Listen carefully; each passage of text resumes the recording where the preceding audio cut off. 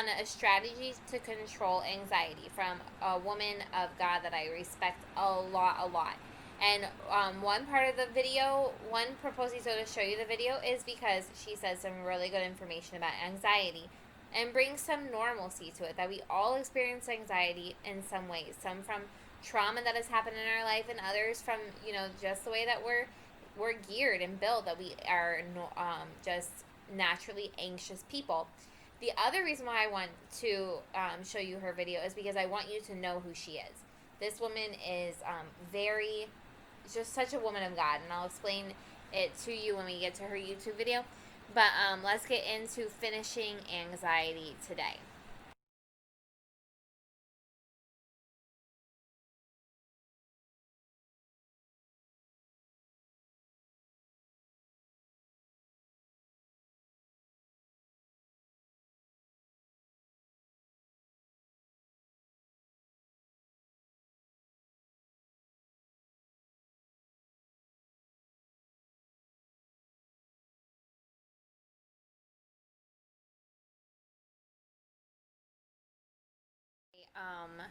Resumen of the things that you're required to do today, but basically it's going to be finish this table because now we basically finished everything, and then no, we have finished everything, and then take notes on this video of the new things, which I'll tell you when it starts, and then I'll show you the rest of it for the video.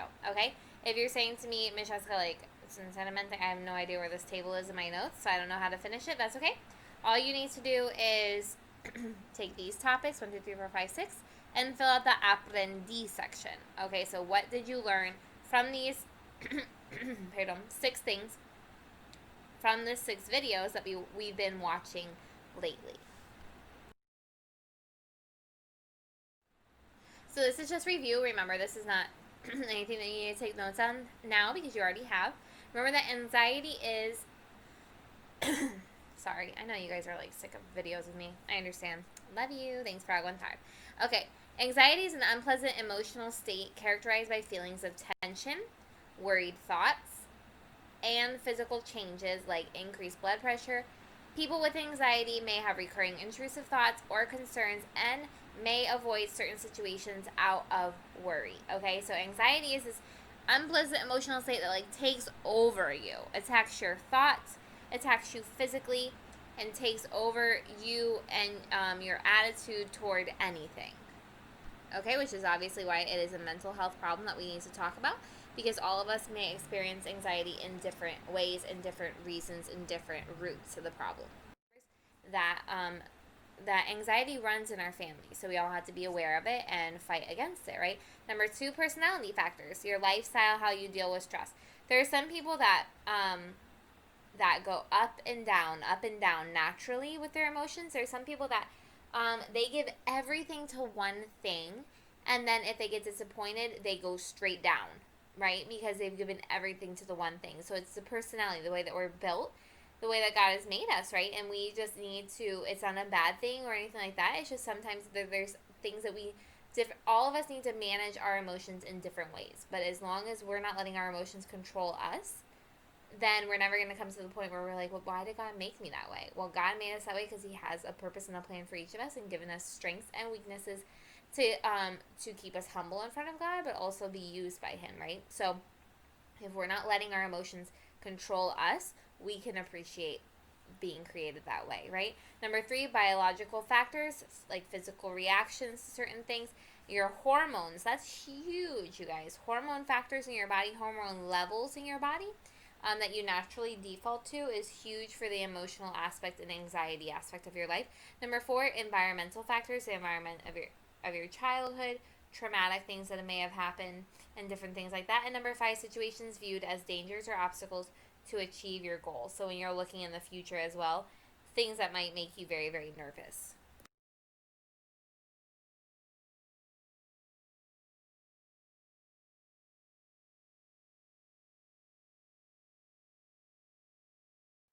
Okay, really quickly, 10 seconds on each of these slides. Conduct level of anxiety is where you worry, you fear, you're insecure. You have difficulty in deciding things. You don't like decisions. You don't like to be put in the decision, right? One negative thought after another negative thought that you fight with all day. Fear that other people will see our difficulties. Fear of losing control and difficulty in thinking, studying, concentrating, focusing, making decisions, and everything. Well, you sweat, your muscles are tense, you have palpitations, that means you're breathing see, shaking, um, palpitations also mean your heart goes boo, boo, boo, boo, and like different heartbeats, right? Shaking, stomach problems, other gastric problems, breathing difficulty, dryness in mouth, difficulty swallowing, headaches, dizziness, and nausea can all come from anxiety. And last but not least, motor level as well, avoiding situations that make you timid. Smoking, eating, or drinking, people go to because of their anxiety. Repetitive movements, scratching yourself, touching yourself, pacing back and forth, stuttering when you can't speak anymore, crying, and staying paralyzed. Laughing would be another one, right? That we didn't add to this list.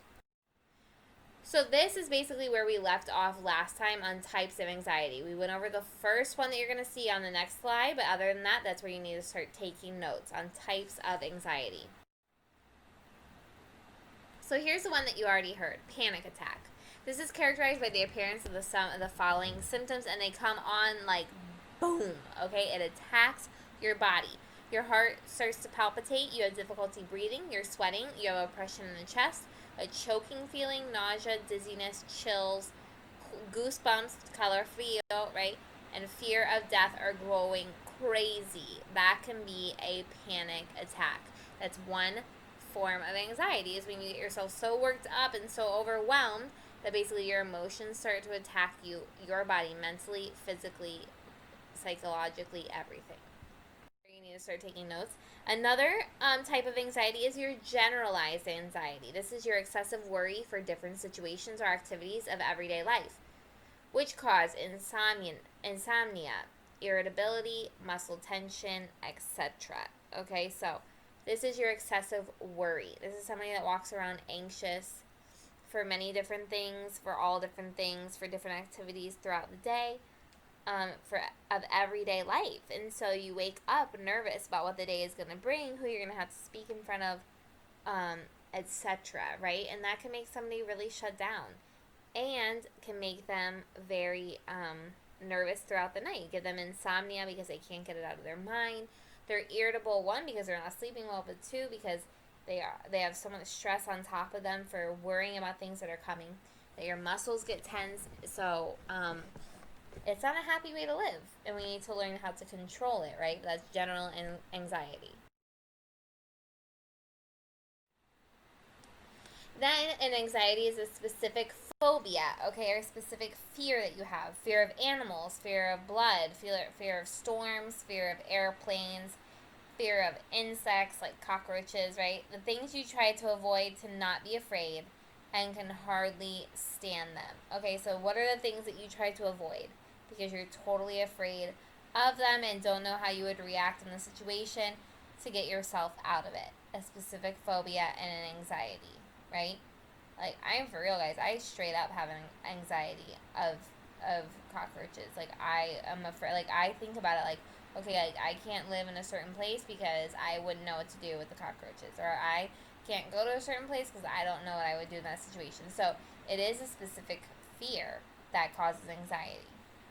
Another one that's very applicable, social phobia. Intense fear of social situations where the person fears doing something that causes embarrassment, like speaking in public or speaking with the people of the opposite sex. So some girls don't like to speak to men, some men don't like to speak to women. Okay, the people of the opposite sex. So is very legitimate and very common for people to have an intense fear of social situations like that, and that produces a lot of anxiety because it's a type of anxiety.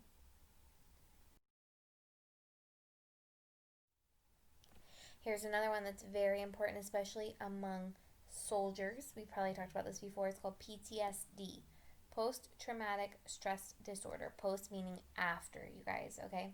After a very traumatic situation. And it used to be that a lot of people just talked about it with soldiers. After going into the war, they came back, they dealt with PTSD. There's a lot of organizations that help the soldiers try to get through PTSD, because a lot of soldiers, you guys, commit suicide after being in wars where they just don't know how to handle it when they come back to go into normal life and no one understands what they've been through. However, in recent years, we've also come to the realization as a nation, as a world in general, that there's a lot of people that deal with PTSD that haven't been in wars, but it's just been in traumatic situations, traumatic abuse as children, um, any kind of traumatic situation where they just never went through the grieving process and were able to heal. Okay, so it says this appears in some people that have suffered something traumatic with the risk or threat to your life or to loved ones. The person experiences the trauma repeatedly through thoughts, images, dreams, hallucinations, insomnia, irritability, hypervigilance. That means just being like too aware, too alert, um, becoming basically paranoid that everything is against them, and avoiding anything that reminds them of it, emotionally or cognitively blocking themselves, and they act either desperate and with apathy, meaning like they just start becoming numb to everything, that they don't feel things, they can't have passion for things because everything makes them overwhelmed, because everything triggers them to think more and more about what has gone on. Compulsive disorder. Okay, so some people, everybody obsesses over something, meaning like everybody like one thing is their focus sometimes, right? But people that have obsessive compulsive disorder, which I'm pretty sure I have a slight form of it, okay? It's thoughts or recurring images that produce discomfort, mental acts of repetitive and exaggerated nature to prevent discomfort or avoid a supposed negative consequence. Okay, so basically when you have obsessive compulsive disorders, like one, you just have to do certain repetitive movements. You have to. If you do not do those certain repetitive movements, then something is off. Okay, and if you start a repetitive movement, you cannot stop it. Like you guys hear me sniffle all the time. I see, like that, right? It's because it's a repetitive movement that now I cannot stop, honestly. Okay, I've told you guys before, you guys think I'm crazy, some of this stuff, okay? If I get one hand wet, I have to get the other hand wet. If I scratch one side of my face, I have to scratch the other side of my face. If I'm not thinking about it, sometimes I don't have to do it. But the moment I think to myself about it, that's it. I have to do it. There's absolutely no way. But like I have like a lot of things like that. Um, when I was in the States and I lived with my family there would be sometimes that I would get into like weeks of a habit of where I had to check. I had to go to my mom, to my dad, and to my sister and make sure each one of them were breathing. And that's what I remember when I saw this definition, because the definition is that you have to do a mental act of repetitive and exaggerated nature to prevent discomfort or avoid a supposed negative consequence. I was convinced that if I did not check their breathing, that they were going to be dead and nobody was going to know it. I was convinced of it. And I would, like, there would just be weeks, like, day after day after day for weeks where I would go to them and I would check that they were breathing. If I couldn't see if they were breathing, I would have to go near them and hear them breathing. Okay, could you imagine if they woke up and saw me doing that? They would think I'm so crazy. But it's an obsessive compulsive disorder. There's sometimes where I'll probably still do it when I go to the States. I have to, before I go to bed, I have to check that the doors are locked in the house. I literally have to go to the door and touch the door, even though you can see from like 20 feet away that the door is locked. I have to go and touch it and make sure that it is really locked. Okay, so it's a disorder. Okay, it's something that causes discomfort because it's an anxiety. So what happens is this is why it's called a disorder, because it starts with an obsession. You get an anxiety over it, which turns into compulsions. Like I have to touch the door, I have to check their breathing, I have to get my hand wet, right? And that's the only thing that brings relief. Okay, it's a disorder. It's something that controls you instead of you controlling it, which makes it unhealthy. Talk about strategies, and I'm going to go through this list quickly so you guys can get your notes down, because look, the types of anxiety and the strategies for anxiety are just introductions. We could spend all day, we could spend 50 bazillion days on it, and it would be better to hear it from experts as well and professionals as well. But this information does come from professionals, so don't worry. But We could spend all day on it, but for right now, it's just an introduction to get your feet wet in it. Here are some things you can do to prevent anxiety or to calm it before it happens, right? Relaxation. We need time to relax, you guys. We need it. I'm going to be honest with you. Stress is a huge form of anxiety. Okay, stress causes anxiety. And I will tell you, like this weekend, I was so incredibly stressed. And like, I don't need to go into the details of it or whatever, but I was so stressed. I'm pretty sure I was starting to make myself sick because I got like very sick. I started feeling sick like on Friday. And then I had like another form of me feeling sick on Saturday. And then I got my packets done and everything like that. And I started feeling like, okay, less stress, less stress, less stress. And I finally, after feeling horrific all day on Sunday, sat down and watched a movie at night and forgot about all of the stuff that was making me stressed. And literally every symptom of me feeling sick from the weekend like was started disappearing. And it's because I was letting the anxiety control me. And so we need to take time to relax. Look what else it says. We need to take time to exercise and to be active. Maintain a healthy diet. Okay?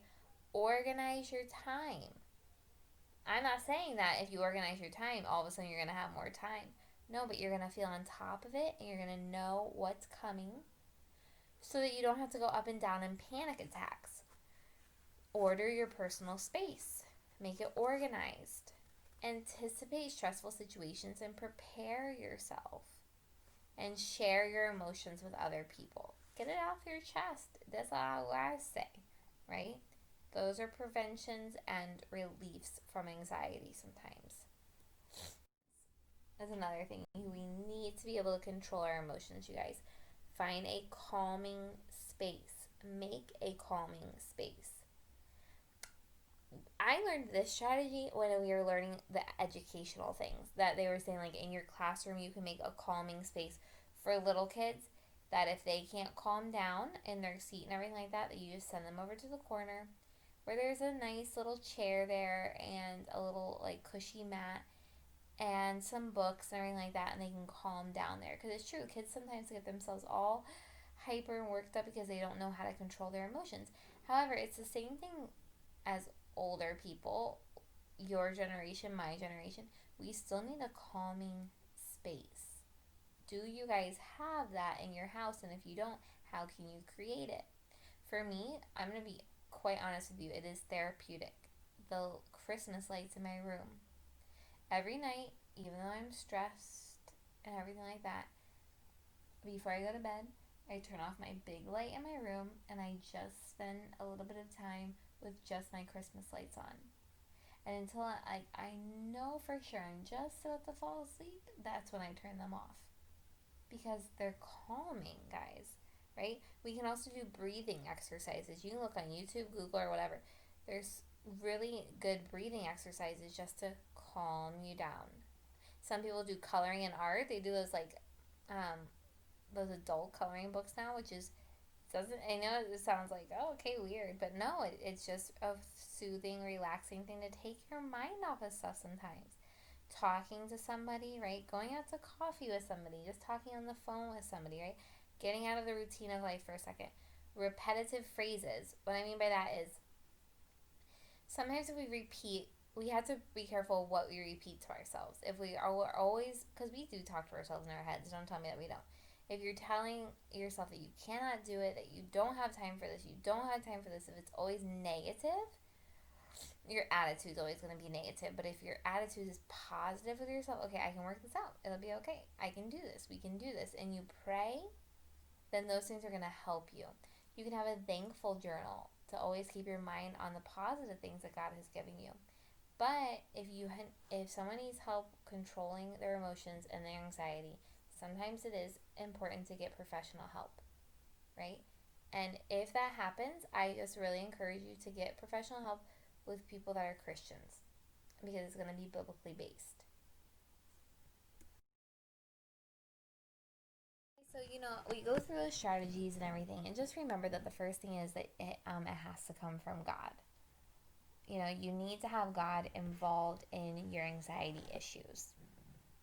And yes, there's things that we need to do to deal with our anxiety, to deal with controlling our emotions. And she's going to talk about that in this video because um, the man in the video right here on the right hand side in the blue, his name is Jim. He basically says, like if you have anxiety, it means that something is off in your life. And basically, Lisa says, I understand that means that something's off in my life, but what? Like, I wake up, I read my Bible in the morning, I'm going through a Bible study, I'm trying to focus on God. So, what is off in my life? I'm eating the right things, I'm getting enough sleep. So, what is off in my life? And so, that's what they're going to talk about because it's, I like how they say, basically just because we wake up in the morning and we read the Word of God doesn't mean that all of a sudden everything in life is going to be okay. Or that that's going to sanar todo, because God is the ultimate healer and He is going to sanar us. But there are different strategies that He's going to use to do that, and we need to seek Him and then seek the help that we need, right? Through Him, okay? Through Him. But there are strategies that sometimes need to be taken. And it's not saying that you're looking for another thing besides God or besides God's word. No, it's biblically based. And we need to control our emotions. If we don't learn how to control our emotions, if we don't learn how to control our anxiety, then those things will control us and we will not be the people that God wants us to be.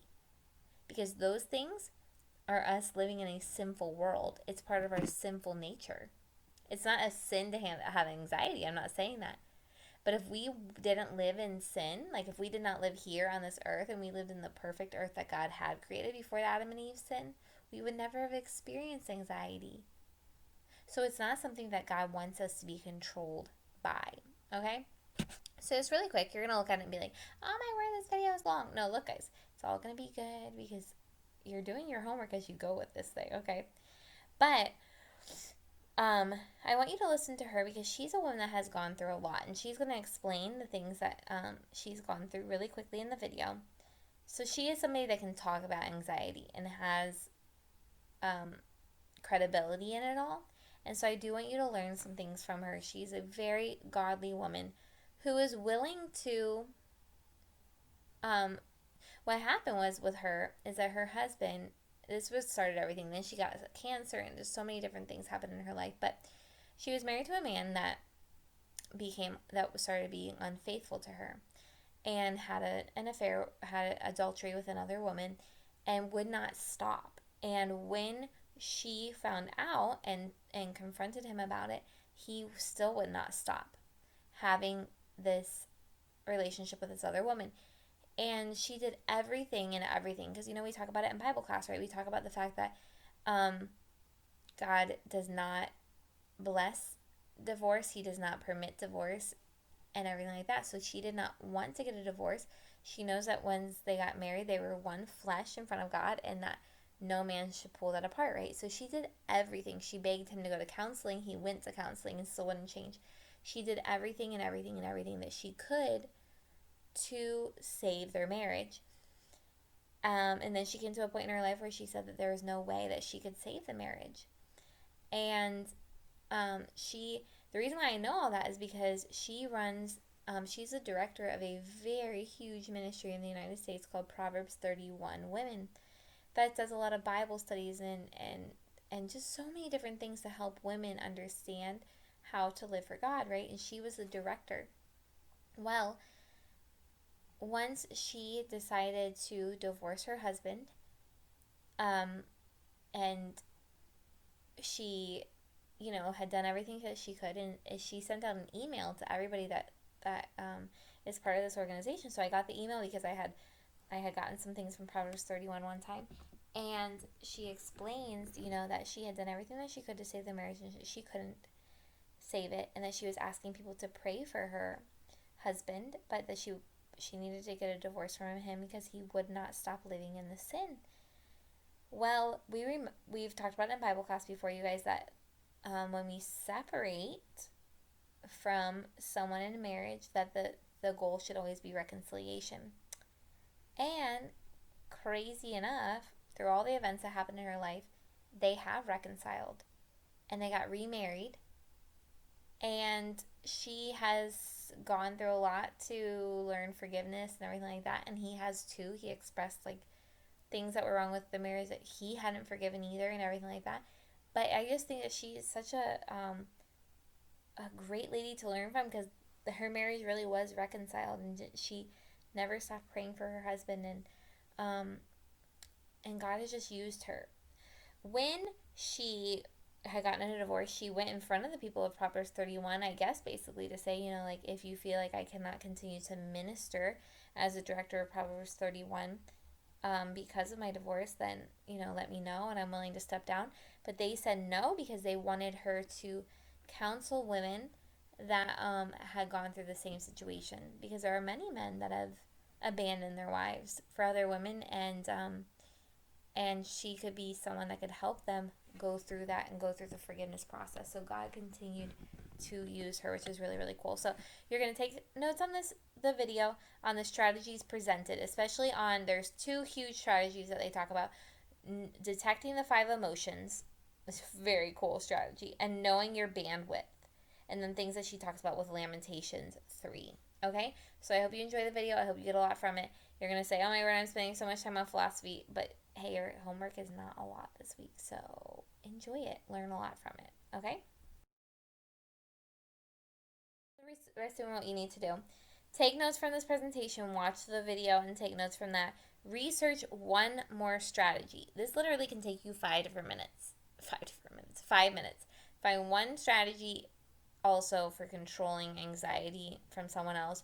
You can spend as long or as little amount of time that you want on researching that, and then finish the SQA table, which is all you have to do is finish the A for what did you learn. Thank you guys. Bye.